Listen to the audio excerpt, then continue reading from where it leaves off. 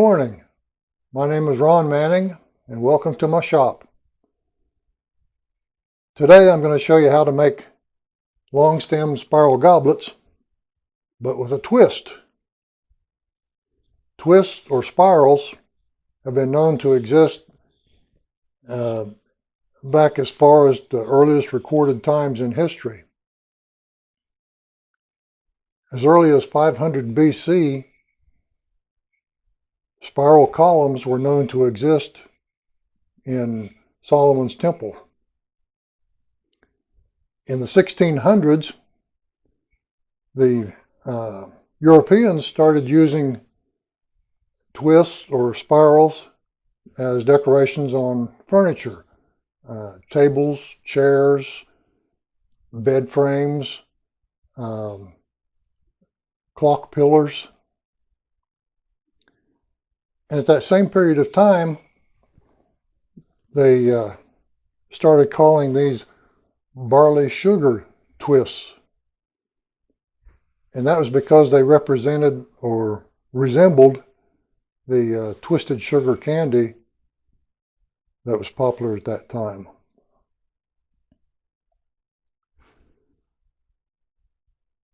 So today, we just drop the sugar and we just call it barley twist.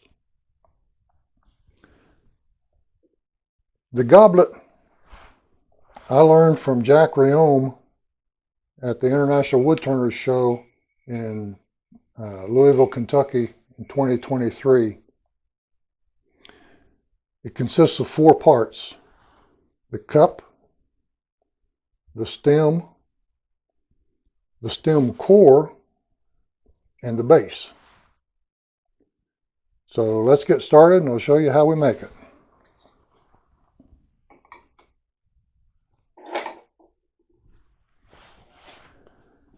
We start with a block.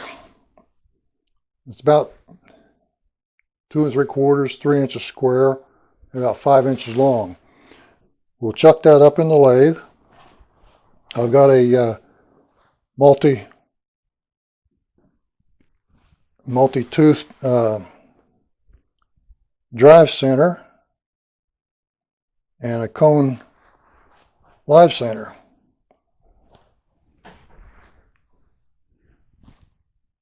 First thing we have to do is create a tenon on one end so we can mount it in our 4-jaw chuck.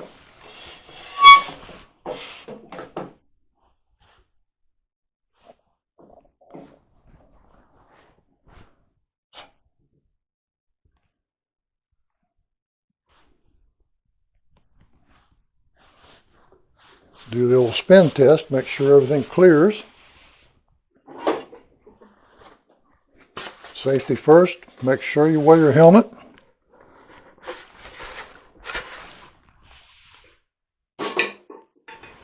We'll start out with the spindle roughing gouge, and then we'll switch to a skew and make a tenon here on the end.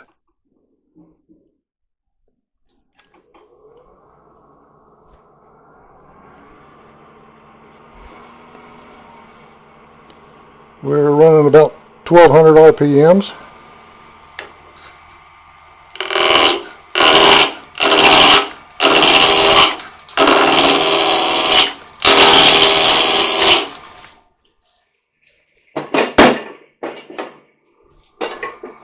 And now we'll go to the skew and make our tenon.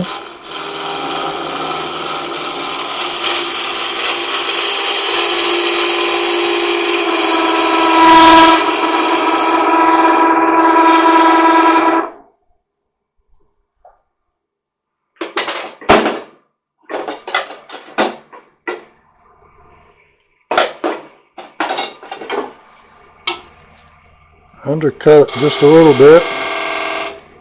Got a 3/8 spindle gouge.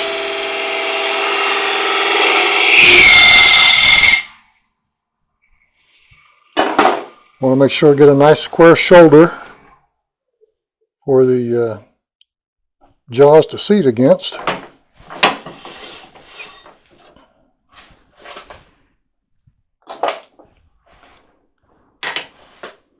Check it and make sure it fits our jaws.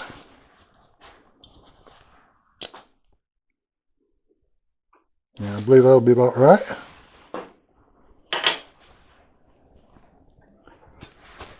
So we'll get rid of our drag spur.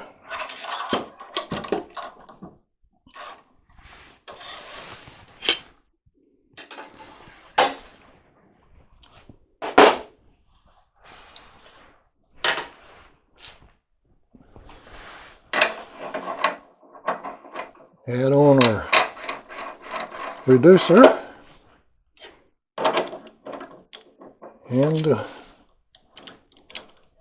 4-jaw chuck.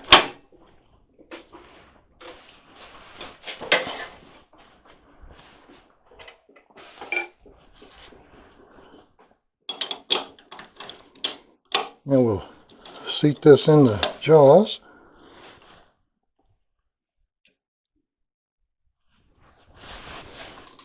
And our life center back up.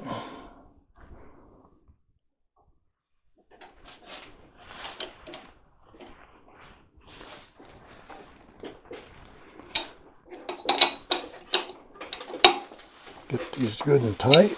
There we go.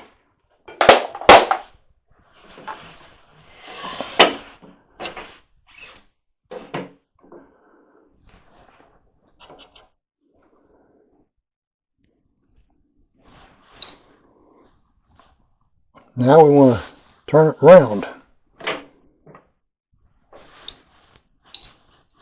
Do the spin check, make sure everything clears.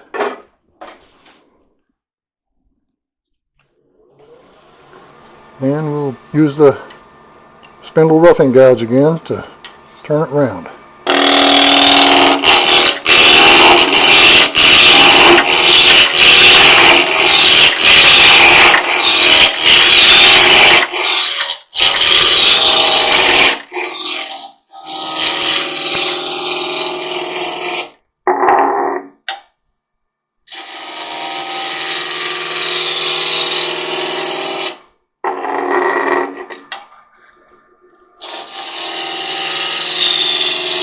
Take a little shear cut.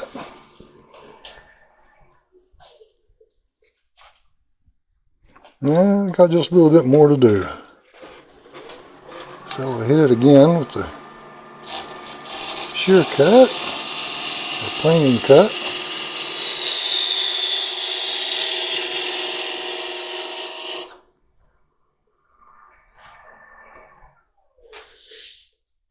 Okay, that's good. Now the first thing we're going to do is create the base of the goblet.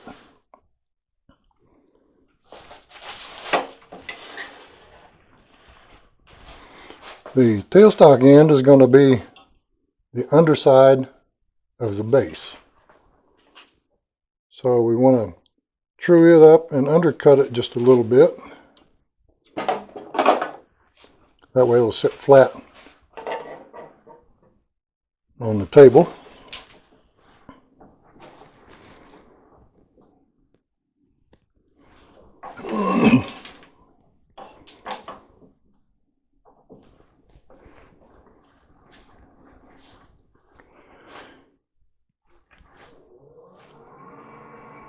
And we're running right at 1200 RPMs. We're going to use a 1/2 inch spindle gouge. Just make a slight recess in the bottom.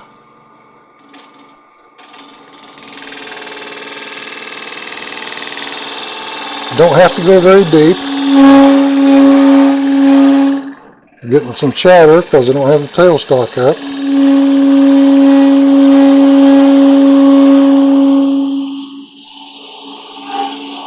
So we'll take a lighter cut and a slower cut.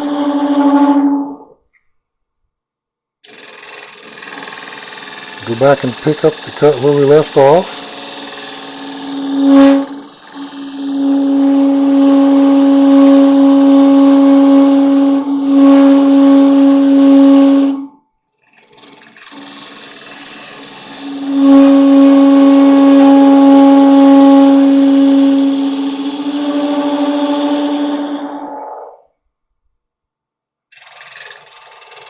one more cut.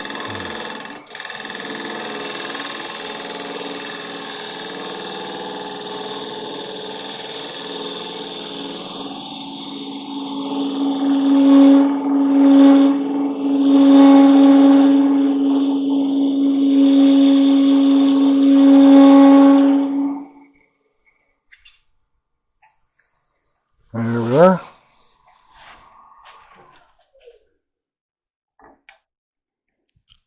Yeah, that's undercut just slightly so we can make sure it sits flat on the table.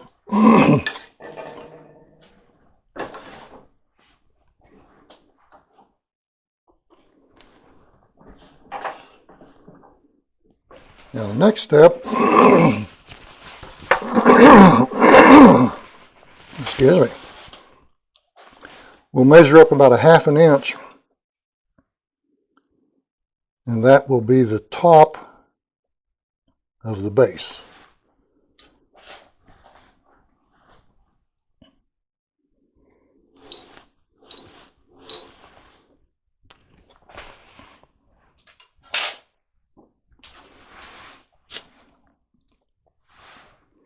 We'll take our parting tool and part down just on the left side of that line. And we're going to create a tenon on the top of the base eventually. Right now we're just going to part down to give ourselves some clearance so we have room to work.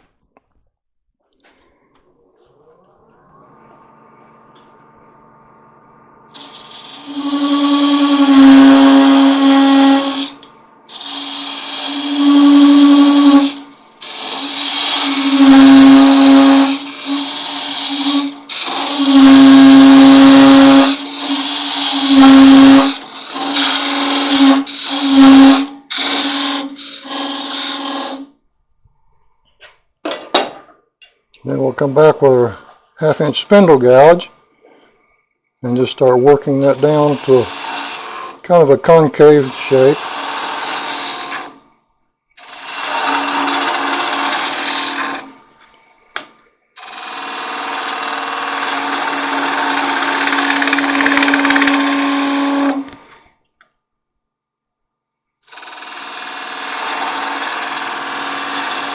Just taking little cuts at a time.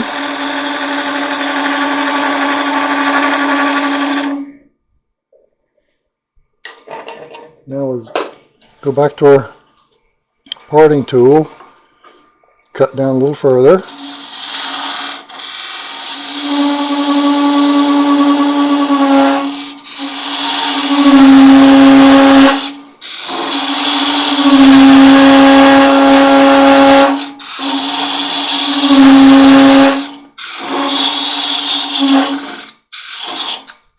We don't want to cut that tenon too small yet because we've still got a ways to go on shaping this foot. I switched to my 3/8 inch spindle gouge.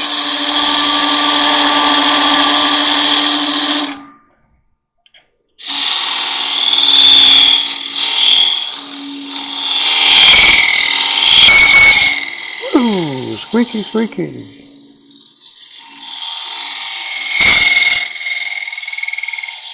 Making some shear cuts,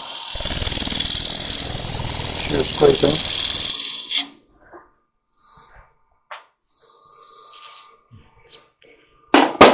Pretty good shape. And we'll take down a little more.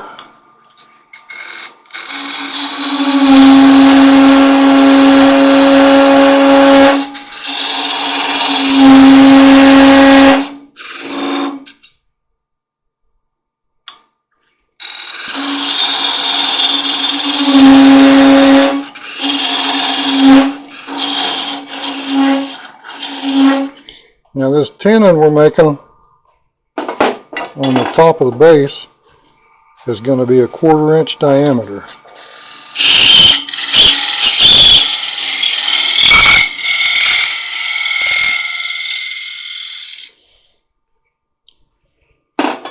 And that tenon will eventually fit into the the stem that we're going to make a little later.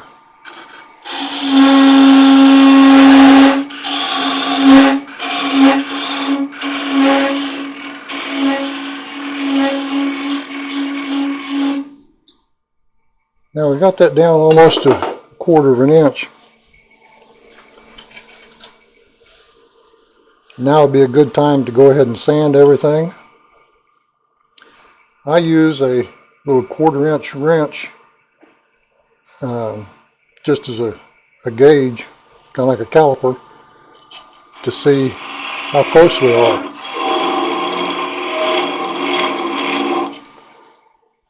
I've also got one edge of the wrench sharpened, so it'll actually work like a scraper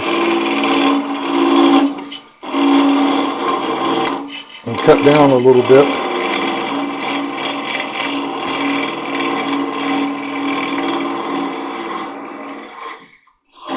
And when we get the right size, they'll slip right over that tenon. So now the base is pretty much done. And we can part it off.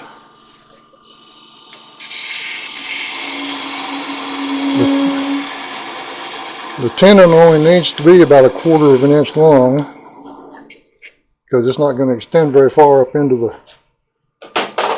spindle. And that's pretty much what we need for the base.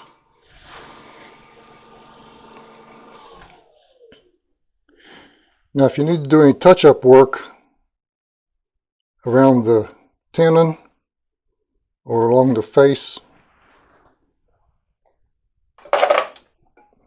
you can mount this in your 75mm jaws. Put a piece of paper towel in,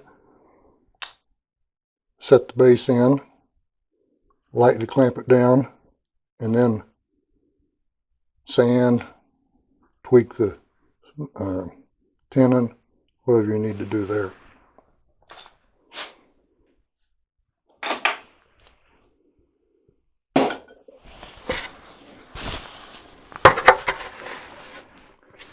So that pretty much takes care of the base. Now we concentrate on the cup. The cup we want to turn down to about 2.5 inches in diameter. And a ruler and a pencil.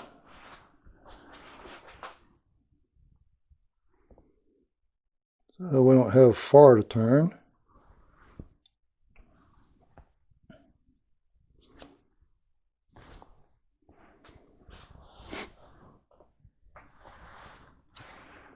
And again, we'll use the spindle roughing gouge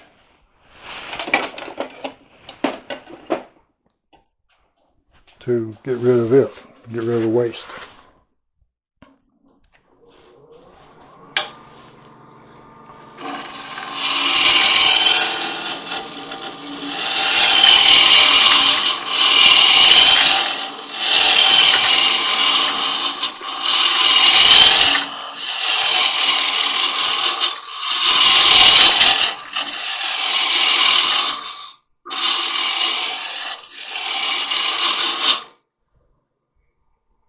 We're almost there, so we'll do a little cleanup cut.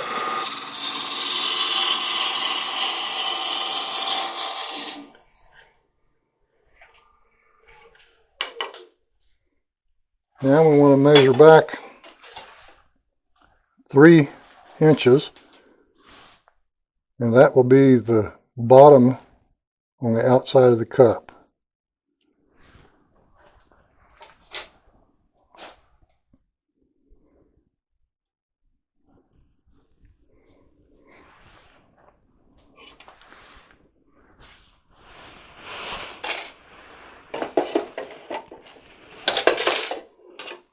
And again, we'll take the parting tool and just part down a little ways to define that bottom edge.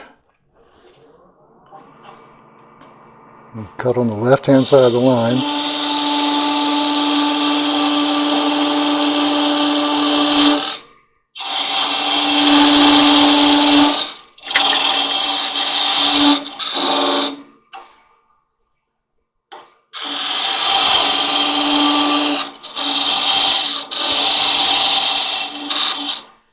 And right at this point, we don't want to go too far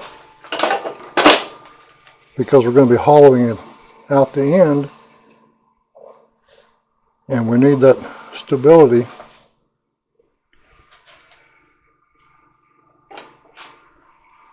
So next we'll shape the cup on the outside. And I'm just using the spindle roughing guides again for that.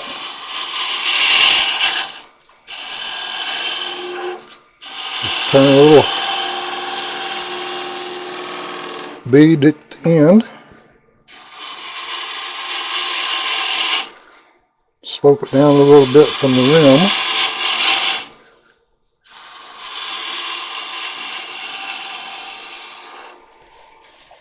Then we'll switch to our 1/2 inch spindle gouge to do the final cuts.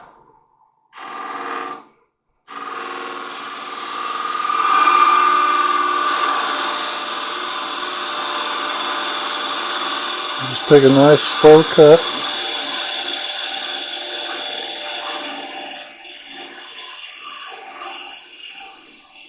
And the smoother we can get that surface, the less sanding we'll have to do at the end.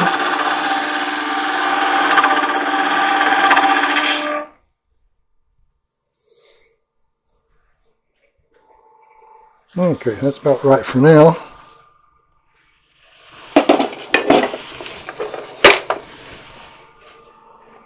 Now the next step is to hollow this out.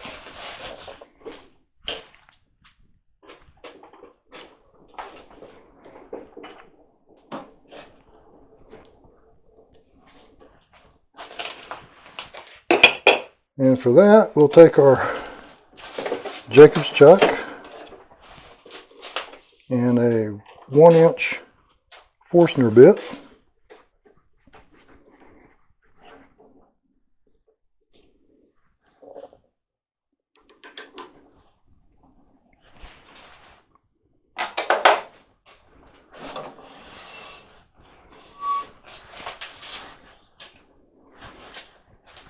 Yeah, back up there. I got ahead of myself. We want to use a centering bit.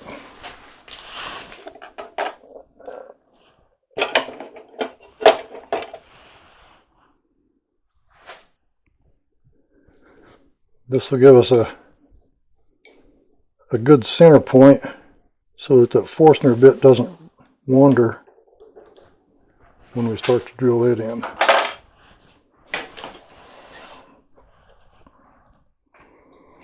And we'll turn the speed down to somewhere in the neighborhood of 500. About 544. Use that centering bit. Gives us a good center point.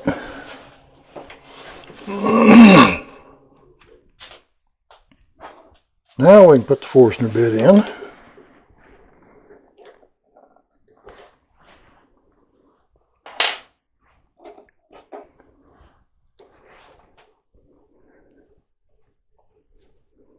We're going to start out drilling a hole about 2.5 inches deep with the 1-inch bit. The whole purpose of this is just to give us less material we have to cut out with our cutting tools. And again, the speed is running 542.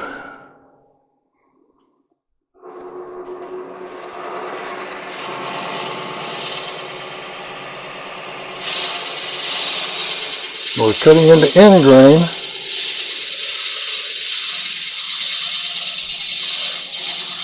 So this is going to go kind of slow.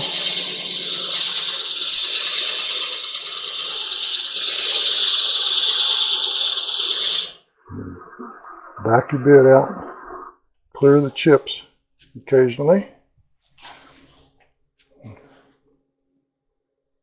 2.5 inches is going to put us right about the tip of the jaws on the chuck.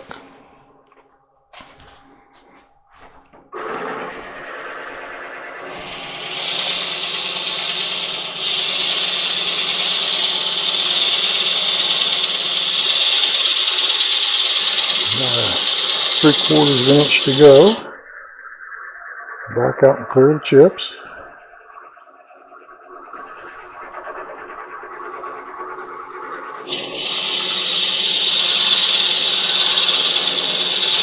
And we're there.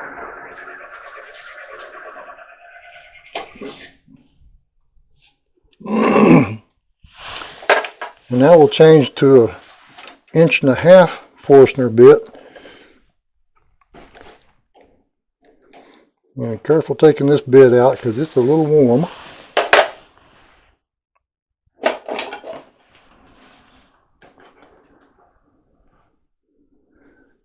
Now the 1.5" bit, we want to drill about 2 inches deep. This gives us a little step in the bottom that we can clean up when we're hollowing it out.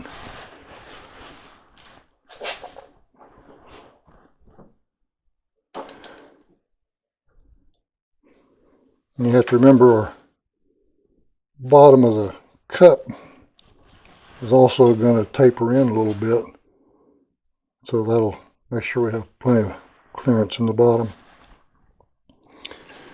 Okay, starting with the 1.5" bit.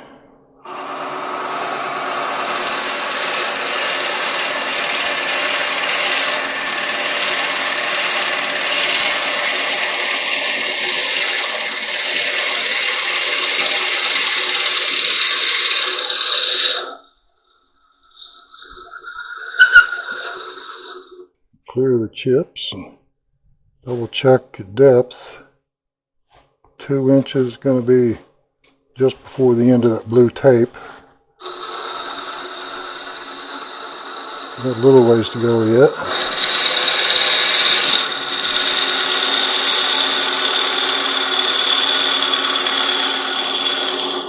That should be good.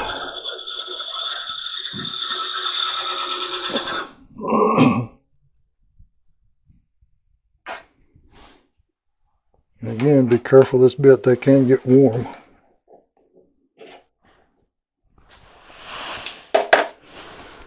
Set that over there to cool. Done with our Jacob's chuck. We'll get it out of the way.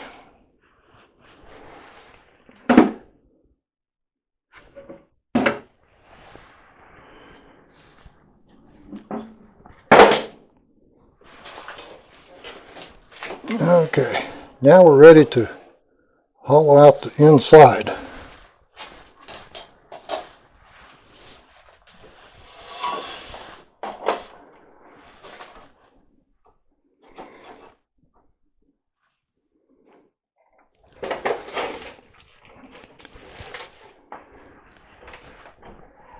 And for the inside hollowing, I'm going to use a carbide tool. This is all end grain, and carbide tools work pretty well on end grain. This is the Easy Wood Tools hollower.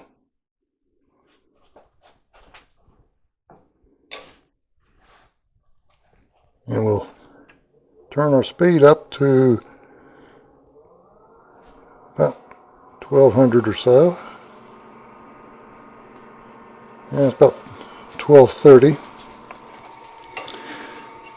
And we'll start out here on the end, go in maybe a 1/2 inch or so, and pull back to cut those long fibers on the end.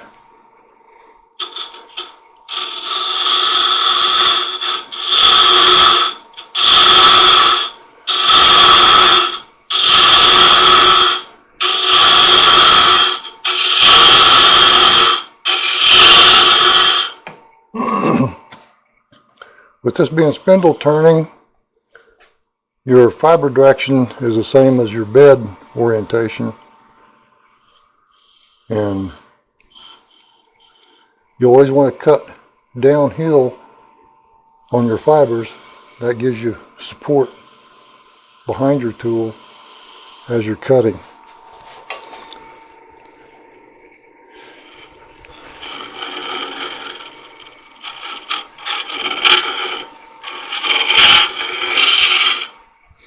So now we'll move to the bottom.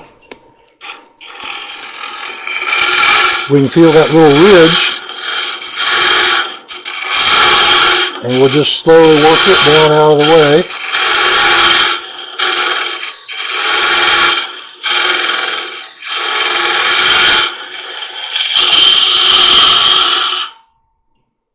Now we can go back to the center, and you can kind of feel the center point of that Forstner bit.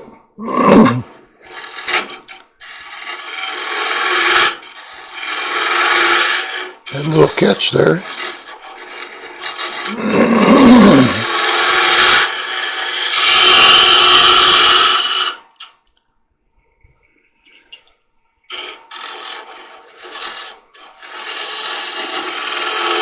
Work it across the bottom,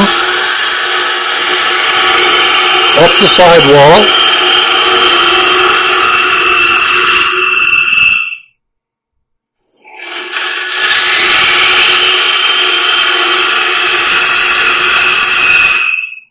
And we'll try to keep that sidewall as straight as we can. I still feel a little bit of a dimple in the bottom, so got a little further to go.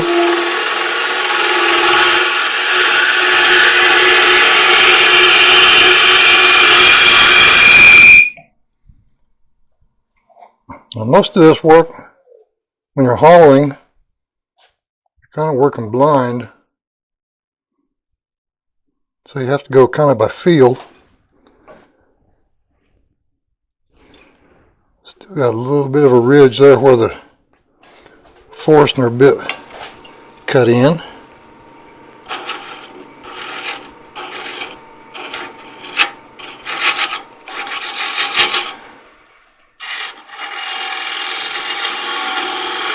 Take another cut down through the bottom.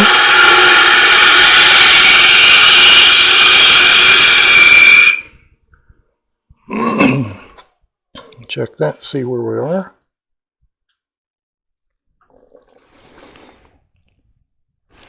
Need a little more in the bottom there.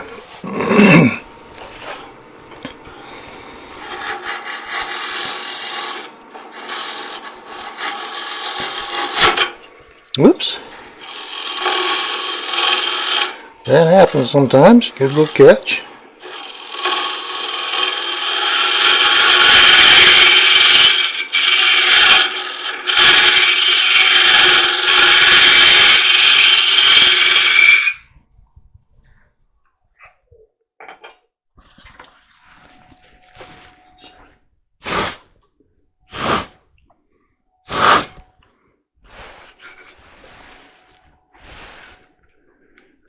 Almost there. Got just a little bit of a line there in the bottom from that Forstner bit.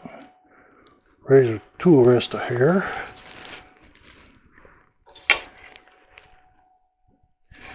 Take another cut.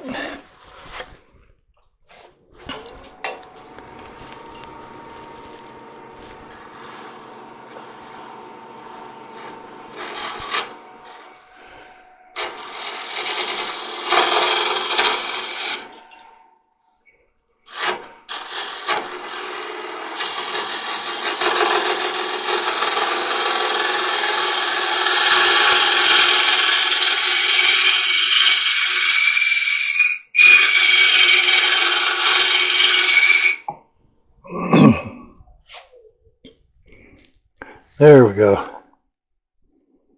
Now we still got a dimple right in the center. So to get rid of it, we come underneath the dimple and drop the handle just a little bit. That'll cut that right off.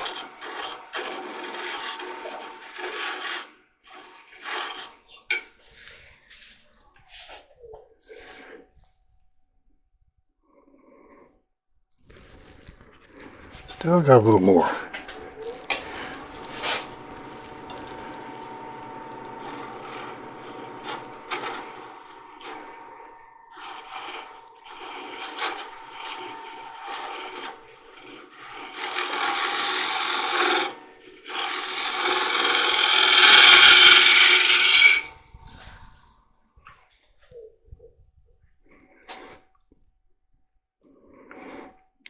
Okay, we're going to call that good.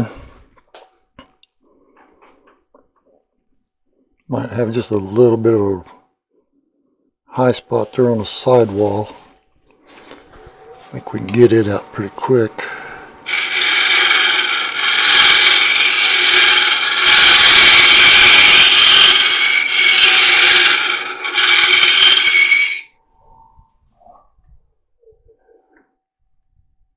There we go.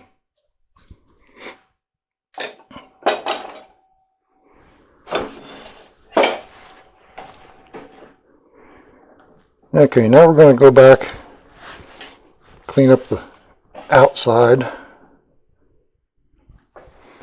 This would be the time to go ahead and sand the inside of the cup.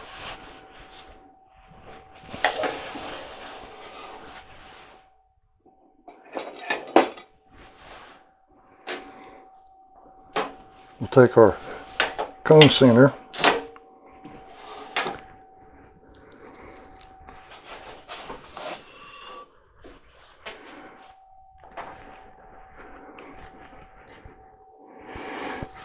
yeah, it's not going to be big enough, so we'll do it without the center.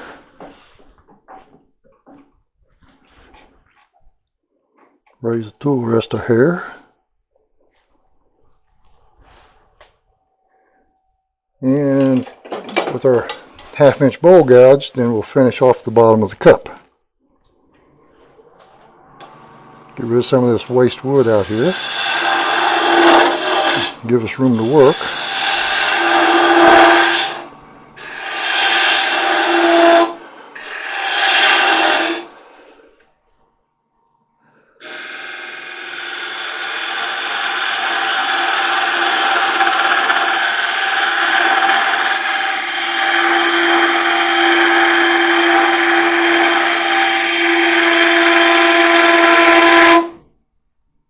Curve that bottom of the bowl down a little bit.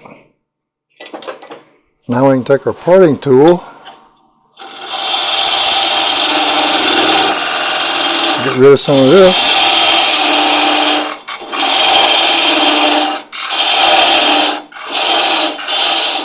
Bottom of the cup to attach the spindle to.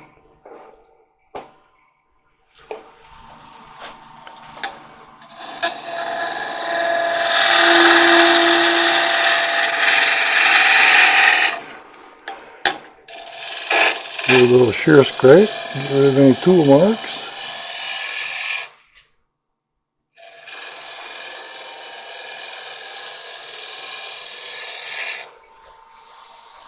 It feels good.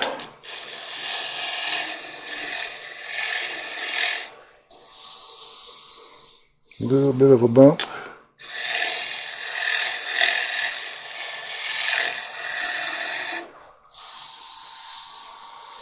There we go.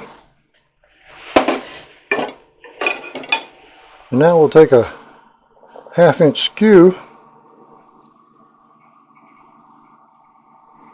clean up a little bit more on that bottom, ride that bevel against the workpiece, and back to the parting tool.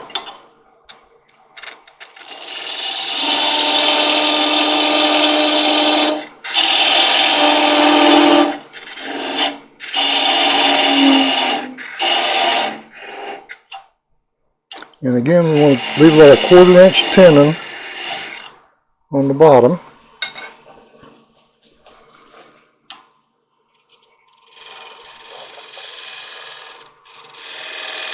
Come back with a skew and take a little peeling cut.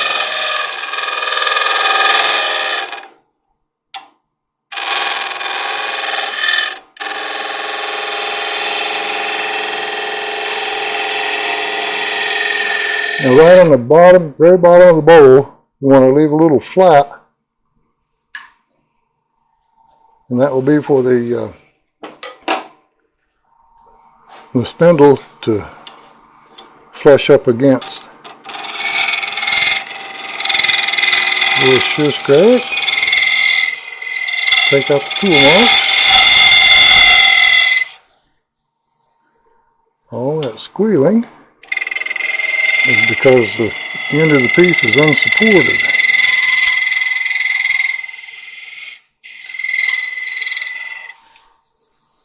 Okay, there we go. Now we'll size that tenon. Make sure it's about 1/4 of an inch. Go down just a little bit more with the parting tool.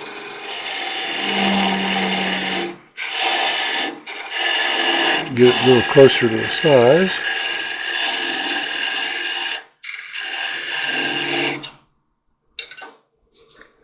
Check it with our little wrench.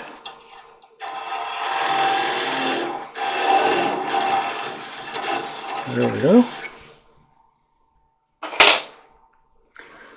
Now at this point then you would sand the rest of the outside. We've already sanded the interior.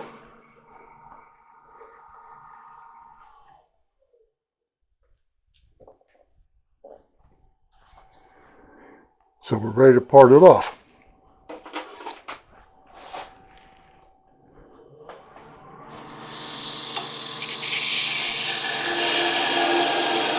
And again, you want to leave this tenon about 1/4 of an inch long.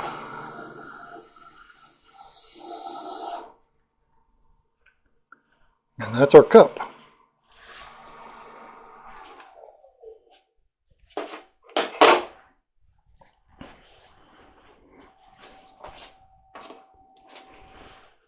Now we've got the cup and the base. We just need the spindle to fill in the blanks. And again, if you need to do any final sanding or tweaking on the outside of the cup, again, just put it in your 75mm jaws and it gives you a nice open area to work with.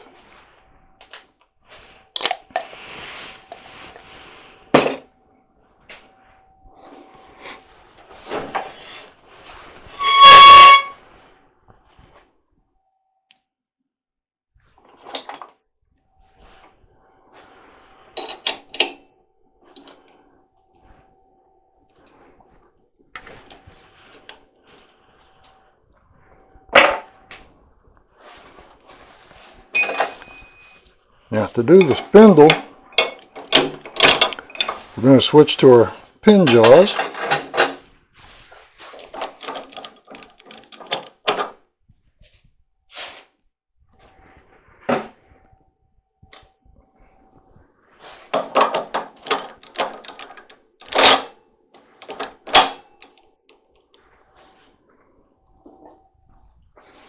The spindle is basically a 1x1, about 7 inches long.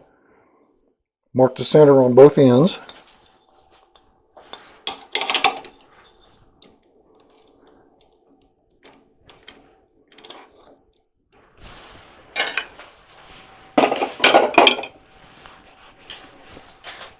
We'll run our tailstock up.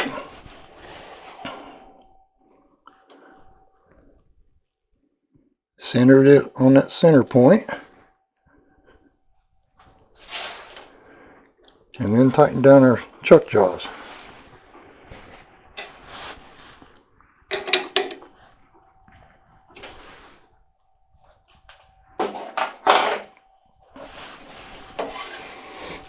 Now what we need to do is drill a 1/4 inch hole all the way through that spindle.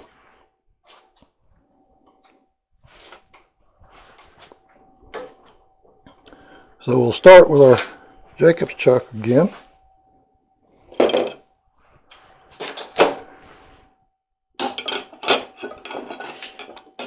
And our centering bit. The purpose of the centering bit, it has a small tip, but then it widens out to a 1/4 inch, like our regular twist bit. But with it being short, it's real stiff, so it doesn't wander when it hits that center point. We'll turn our speed down to about 500.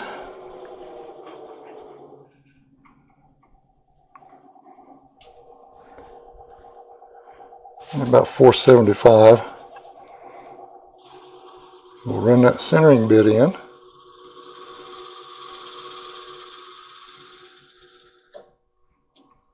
Being a long shaft, it's hard to get a hole perfectly straight all the way through.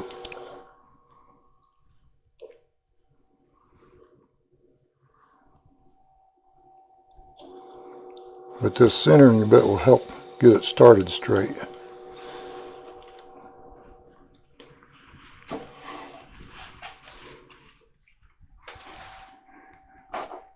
Now that we have our pilot hole started, we'll switch to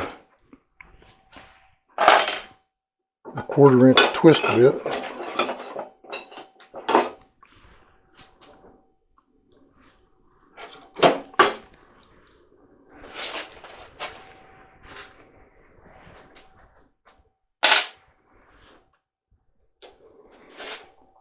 And we want to stick it in at least up to the end of the twist. That way it makes it shorter projection. Be a little stiffer. Make sure we get that hole as straight as we can.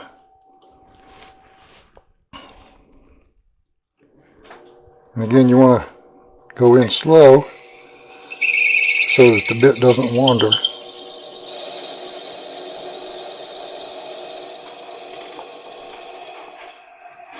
Drill in a little ways and then back it out, clear the chips.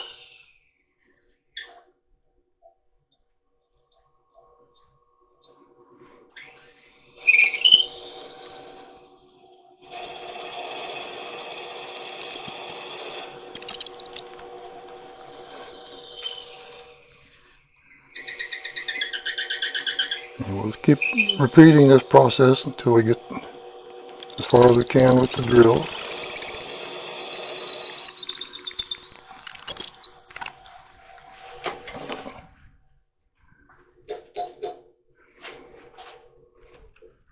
Now we want to pull the drill out a little more. Get it closer to the end, but not right up against the end.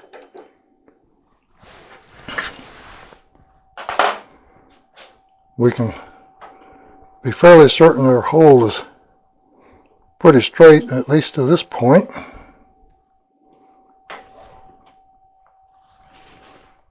So we continue drilling. When you get that squeak in there, for a lot of projects you can put a little wax on your bit and run it in, and it'll stop that squeak. But since we're going to be gluing in an insert, we don't want any wax in there. So we put up with the squeak.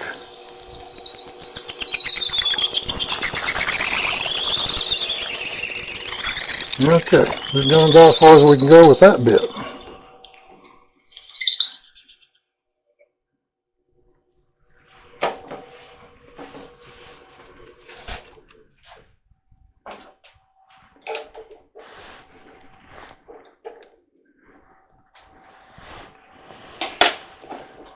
Now we're going to switch to a long 1/4 inch bit. I got this one at Harbor Freight. You can probably get them at hardware stores, Lowe's, Home Depot, places like that.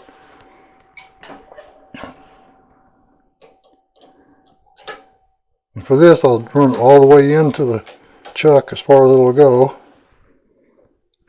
I want to try to make this bit as stiff as possible. And you can tell there's flex in the bit. So drilling something this deep, there's a good chance it can wander. Go ahead and push it up into the hole to get it started. Turn the lathe on.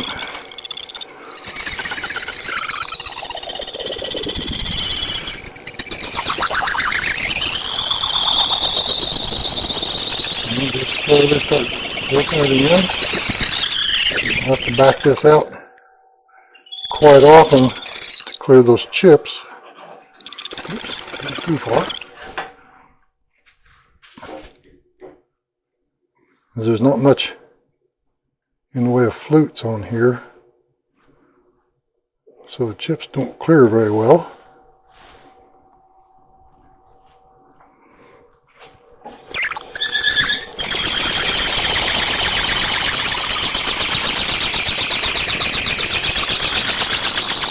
All that squeaking is going to build up some heat and impart that inside.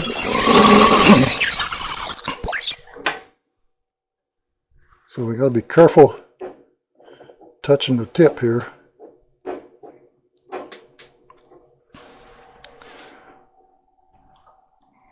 Also, if that heat builds up,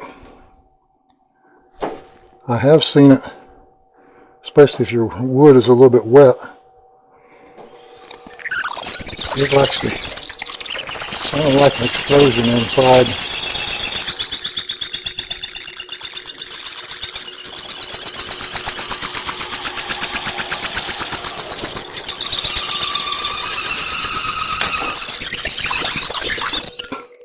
You can see the steam coming off of it.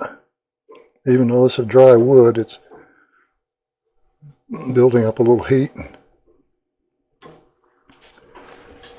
creating steam. Sometimes it'll pop when you pull that drill bit out.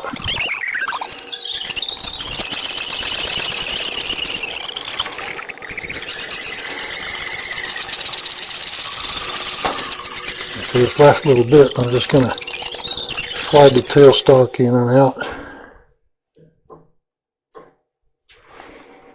Almost through.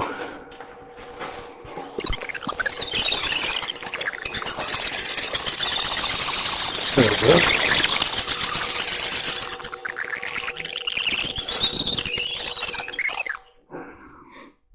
Okay. We're done with that bit.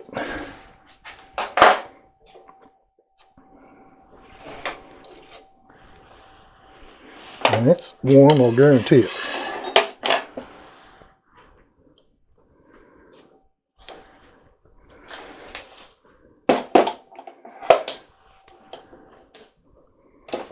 Now we want to support this end and turn just the end of it down round.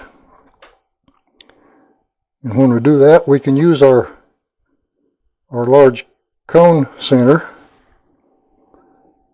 or this little Nova center, which has a 1/4 inch tip on it, and that'll fit right into the hole. Or you can make a little jam chuck. I took the point out of this one and made a little wood insert. Goes right in with a 1/4 inch tenon on it, and that'll fit right in the hole. And that'll keep everything lined up.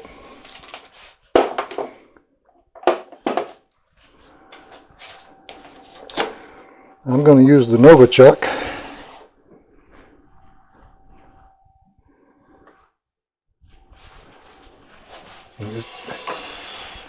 Turn down that end just so it's round. That's the end we're going to reverse into the chuck. Get some speed on it.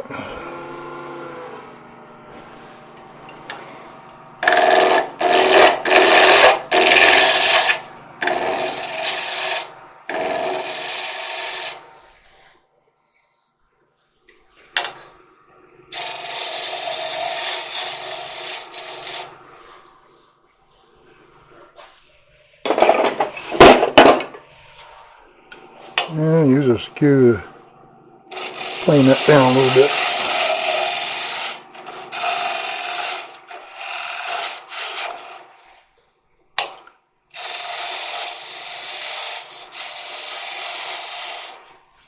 There we go.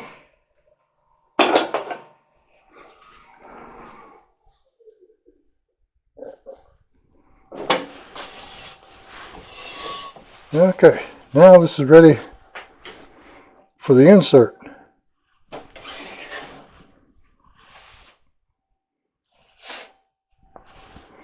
The insert you want to make out of a contrasting colored wood.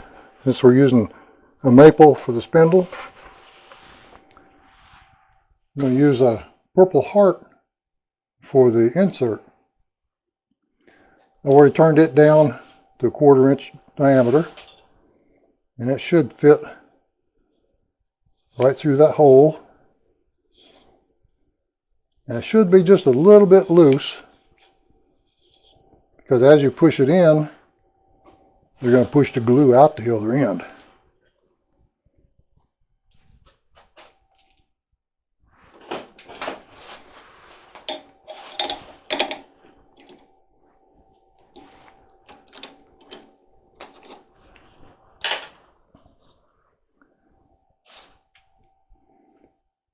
What I do is make my insert about 6 inches long or so. It only needs to be 5.5 inches into the spindle. So I take the opposite end of the block where the hole came through on the other end, and you can see it's kind of off-centered. That's the end I'm going to start with my insert.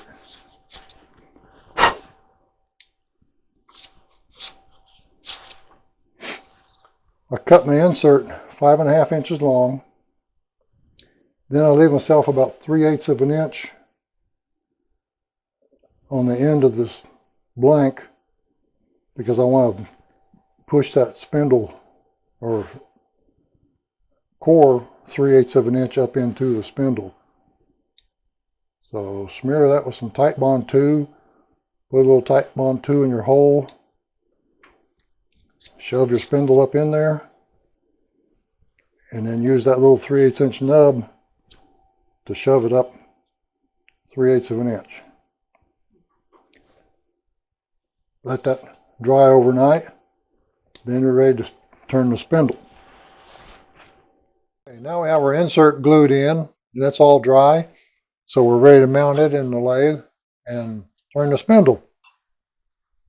The round portion that we turned earlier, we know it's dead center on our hole, so we're going to mount that end into our 4-jaw chuck and pin jaws.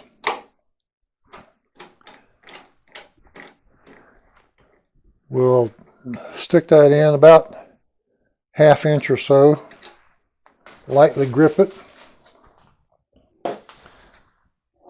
Now we'll come back with our live center and line up on the hole as it drilled out through the other end. And we can use whichever live center you're comfortable with. If you use the cone center and put very much pressure on it, you're going to expand that hole just a little bit, so it may affect the tenon on the base or the cup.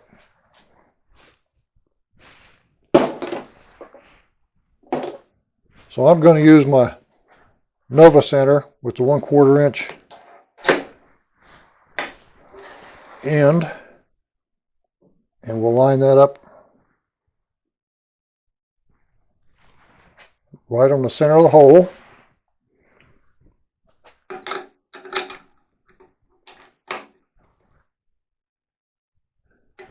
And tighten down our chuck.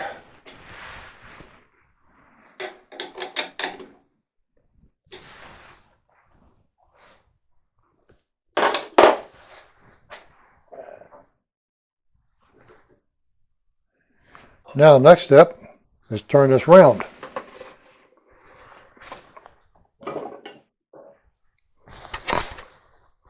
So we'll use our spindle roughing gouge.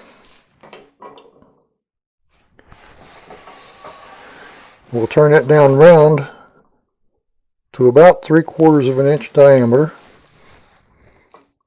Nothing critical about the measurement. Do the spin test, make sure it clears.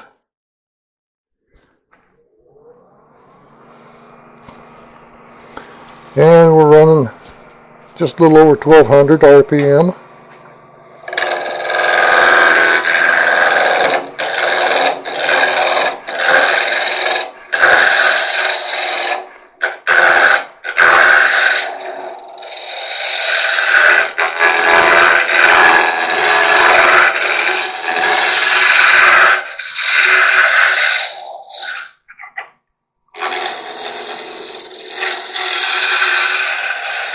Try to get this down to about 3/4 of an inch.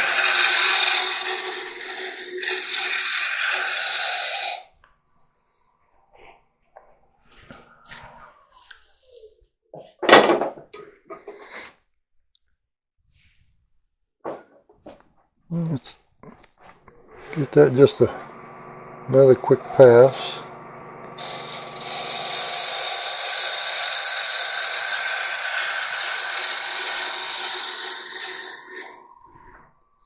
There we go.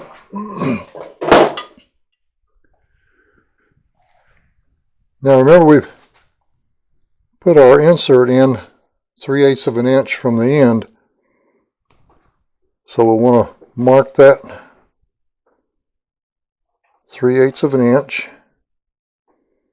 And at the 1/8 inch point, we're going to true up this bottom end so it'll mate up with the cup.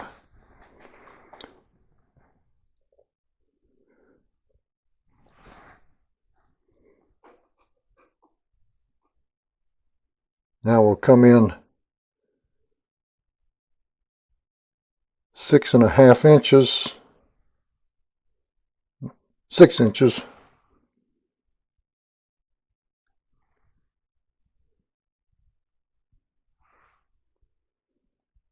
And a half, 3/8. Okay. We're 3/8 of an inch from the end to the end of our insert. The insert's 5.5 inches. And then we go another 3/8 beyond that to the end of the spindle. So that's going to give us a spindle 6 inches long. We'll go ahead and mark those on the spindle.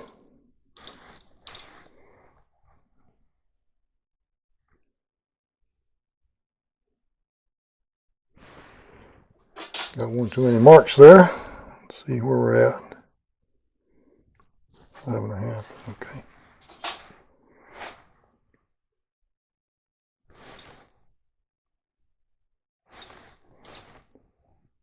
And this one will be the actual end of the spindle. Now we want a little decorative feature on each end after we true up the end. With that, we'll use our skew.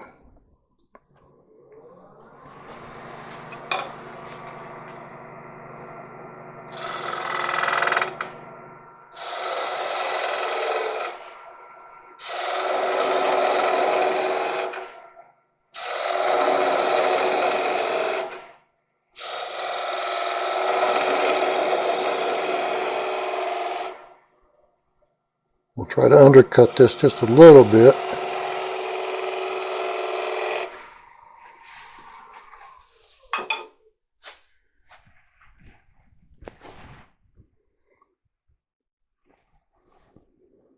I'm going to take the center away, try to cut that off.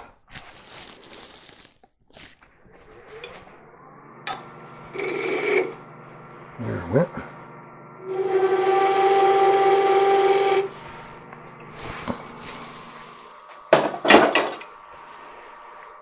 Put our center back in.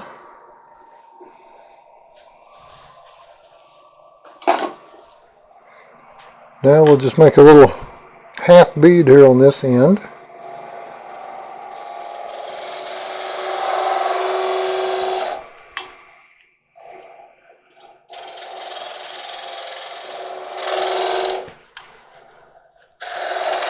Come back in and clear out some material.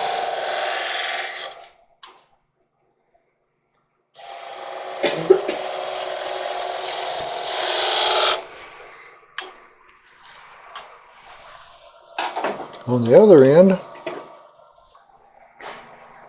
we'll go ahead and make us a defining cut.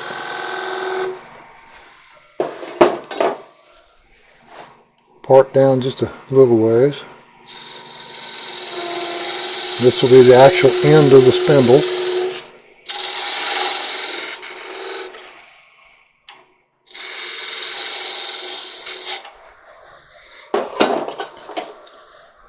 And make a little half bead on this end.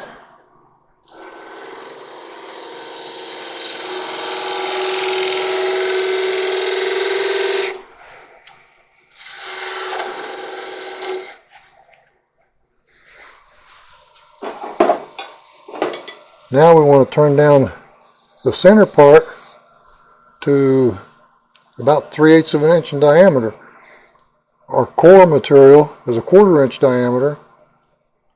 So if we turn the spindle down to 3/8 and everything in a perfect world again, that should leave us about a 1/16 of an inch of maple on the outside of that core. So we'll see how close we are.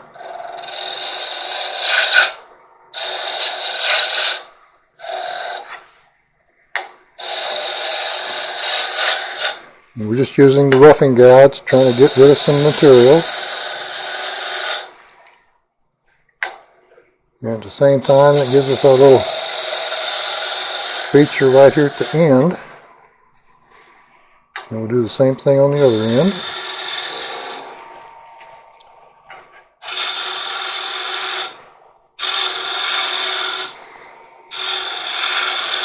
And remember, this is spindle turning, so you're always cutting downhill on the grain.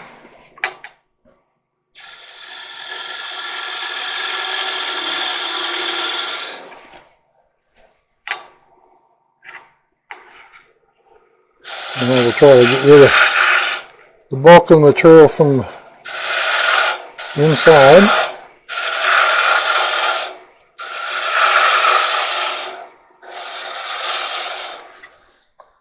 Now if you wanted to, you could leave a little feature here in the middle or somewhere along the stem. But for this demo, I'm just going to go ahead and make a straight stem.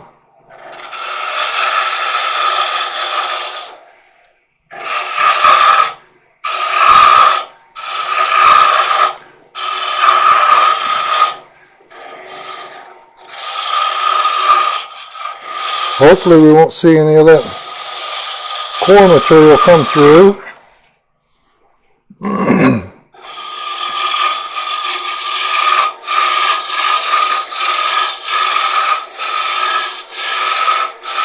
Almost got it down.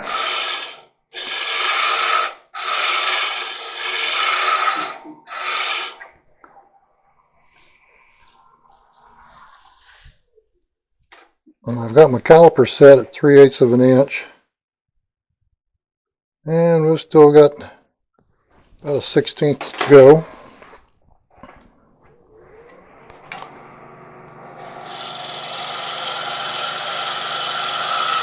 So we'll just take some finer cuts.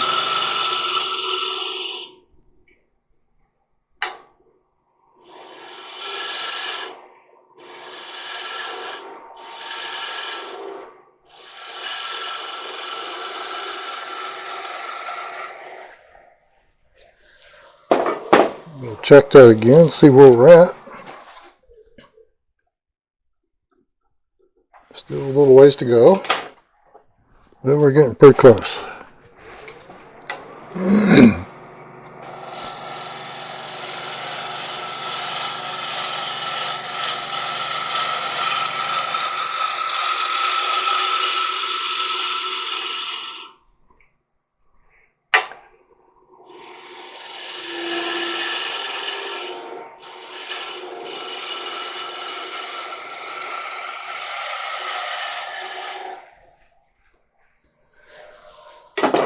Check it again.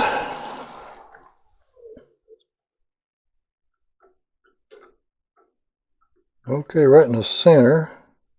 A little bit on each end.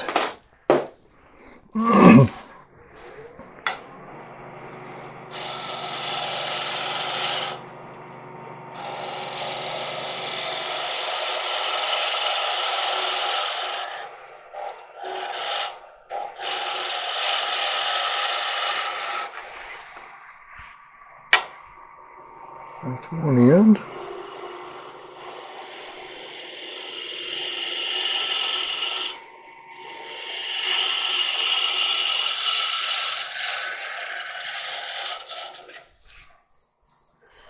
Okay.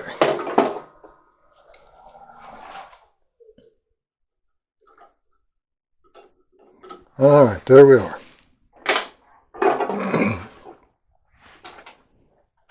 Now what we want to do is come in 1 inch from each end.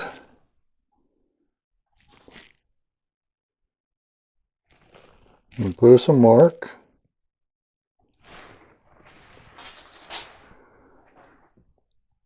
This line is going to be where the spirals start and stop.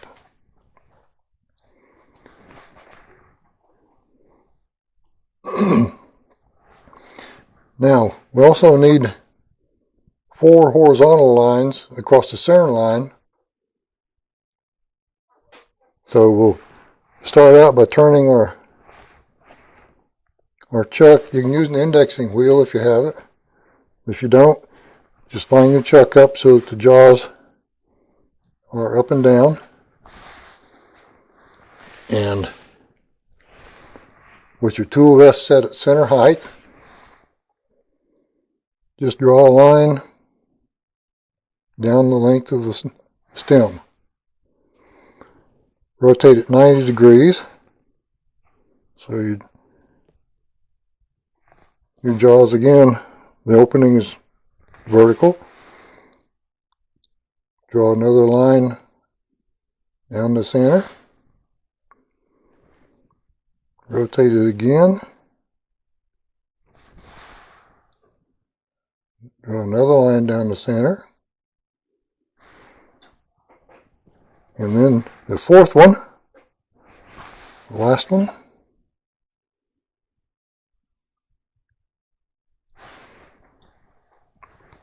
Now we have 4 lines along the length of the stem. We've got 4 inches in between the starting and the stopping point.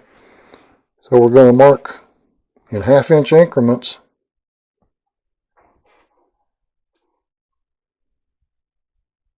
along one of these lines.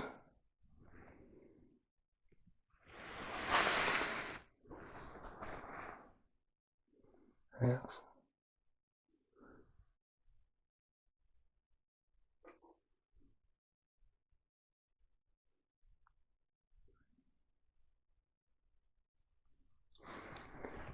Now it's not critical that these are exact, but you want to get a pretty close.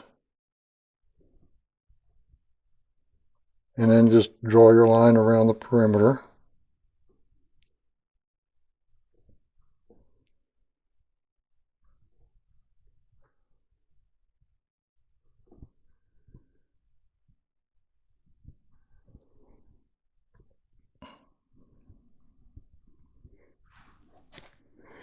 Okay. Now, each one of these intersection points between the center line and the line around the perimeter is going to be a point on the curve of the spiral. So what you'll do is, might be kind of hard to see on the camera. Try it this way. Start out at one of the points on the end and just draw you a diagonal line up to the intersection point on the next line. And then continue that to the next one, and to the next one, and to the next one, to the next intersection, and then another one. We've got 2 left. And these lines don't have to be, perfectly straight. We're going to straighten all that out here in a little bit when we do our cutting. Now you can see we have a spiral line that goes all the way around from top to bottom. Start one end, finish the other. And you'll do that again at each of the 4 horizontal lines. This is where our spiral is going to be cut.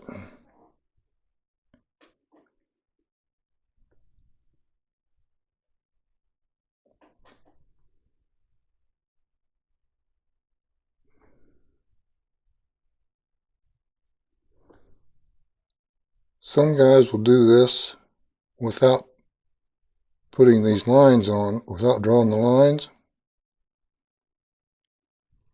But I find it's easier to follow this line. Without it, you kind of get mixed up. Can go to the wrong intersection point. Then you have to start all over.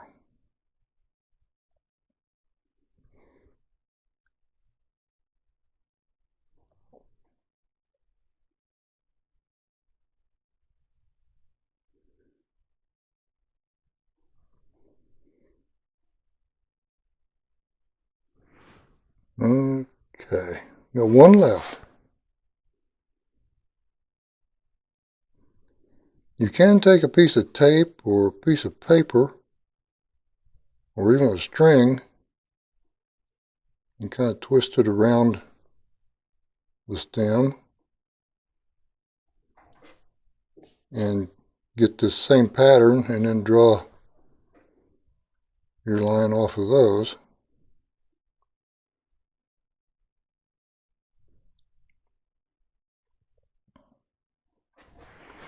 Okay, now we have 4 spirals all the way around that stem.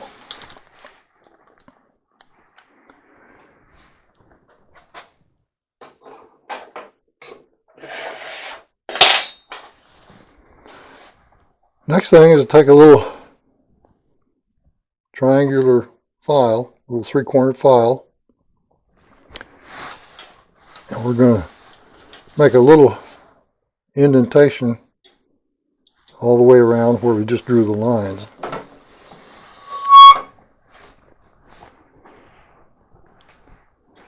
Now this doesn't have to be very deep. I just started on the top, set the corner of my file on the line,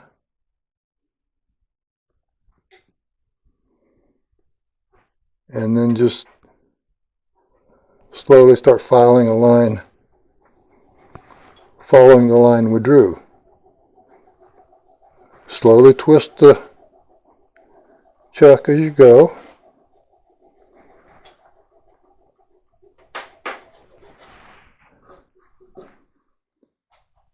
And that'll give you just a little bit of a recess for the next step. Now we're going to do that all the way around.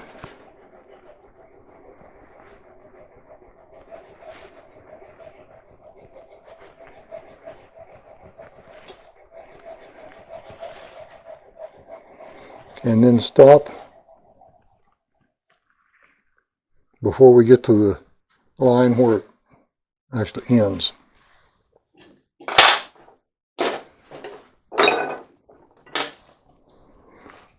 Now we're going to take a little needle rasp. You can get these in a set from Amazon. They're fairly cheap, just a few dollars. And we're going to look for the round needle rasp. And this is a rasp, not a file. It's got the real coarse teeth on it. And that's why we put our indentation in here. It's kind of a groove to start the rasp so that we don't wander. Now we get back on the right groove here. Just set your file down in that little channel that the file made. and just slowly start hollowing that out.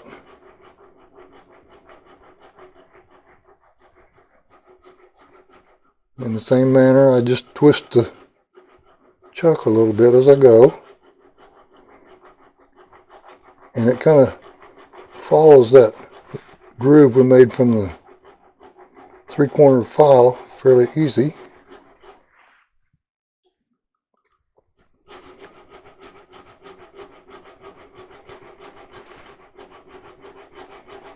And if everything was centered up like we hoped it would be, we should start seeing some of that core come through. There it is. So we continue with the rasp.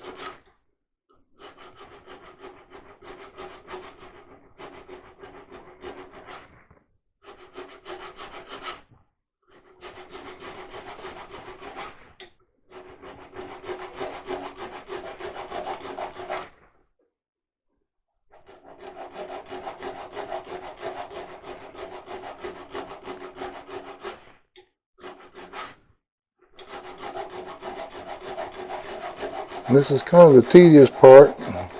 It takes a little while to get that all filed in.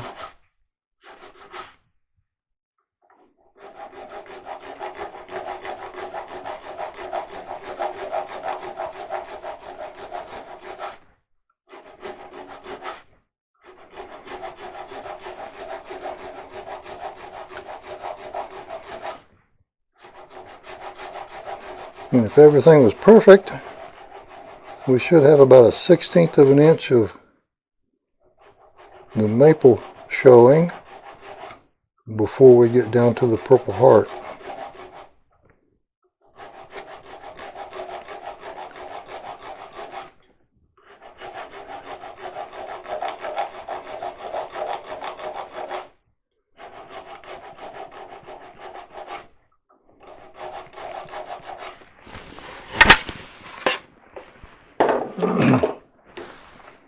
Guess we don't need that for this part of it, so we'll set it aside.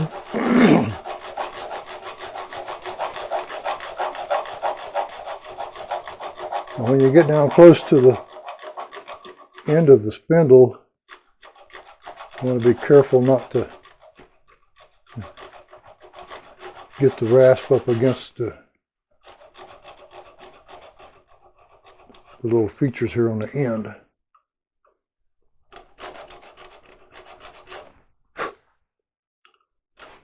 Okay.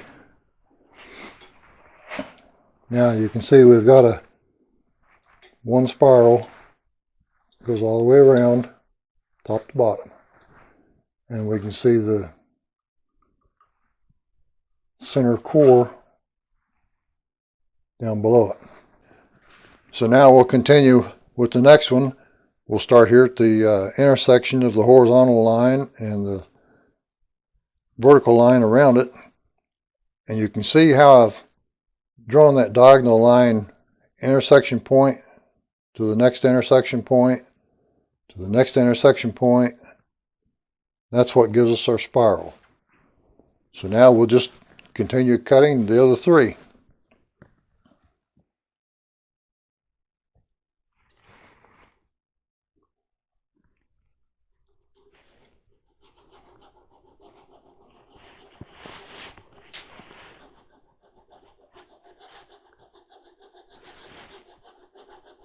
And just slowly file our way in, follow those diagonal lines.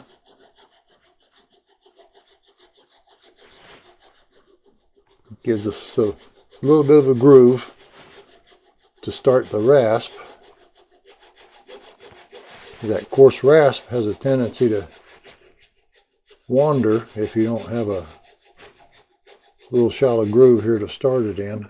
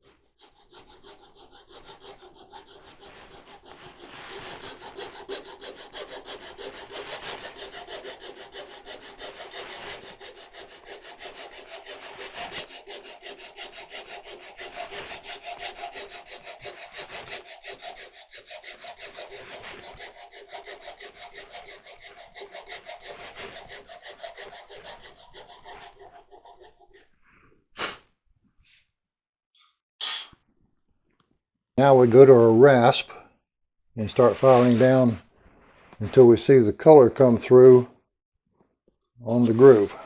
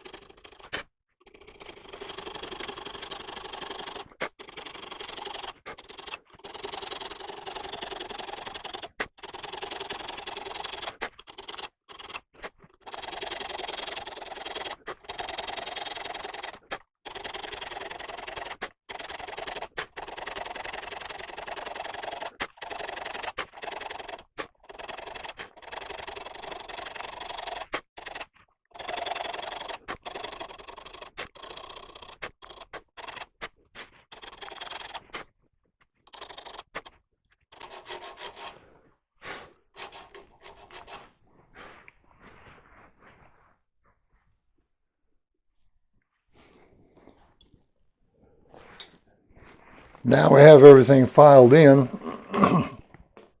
We'll come back and do basically the same process, but with sandpaper.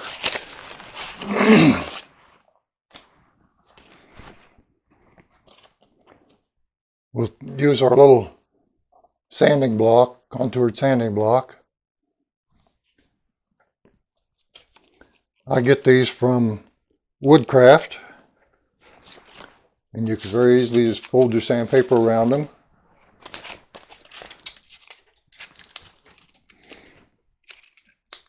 And now we go back and start sanding each of the grooves. I'm starting at 150, and I'll go through the grits up to 400.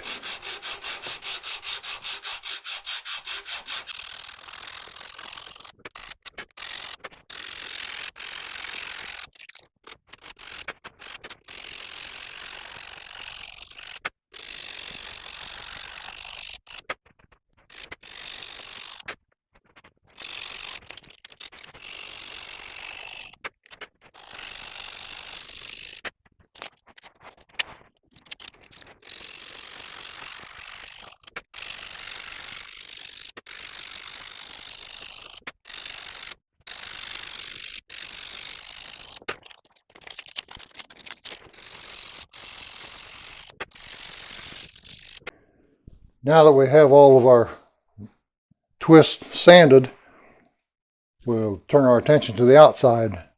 We'll sand it, sand away all the marks, and again sand through all the grits up to 400.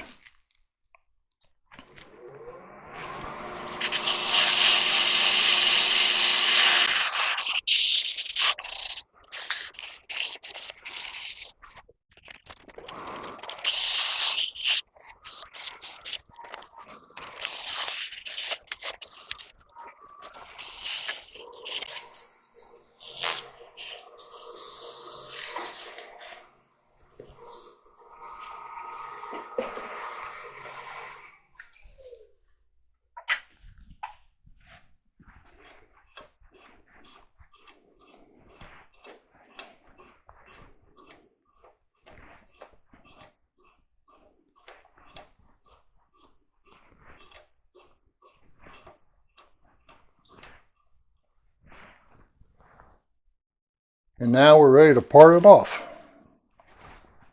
We'll get the tailstock out of the way.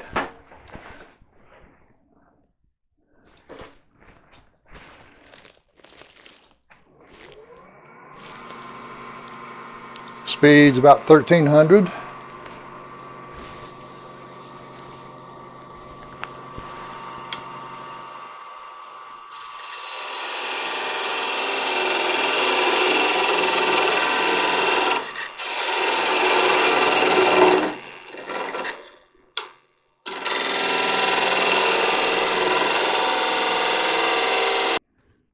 Now that we've got our spiral turned, sanded, and finished, it's time to assemble. We'll take our base and glue in our tenon to the spindle. Glue the cup into the top of the spindle.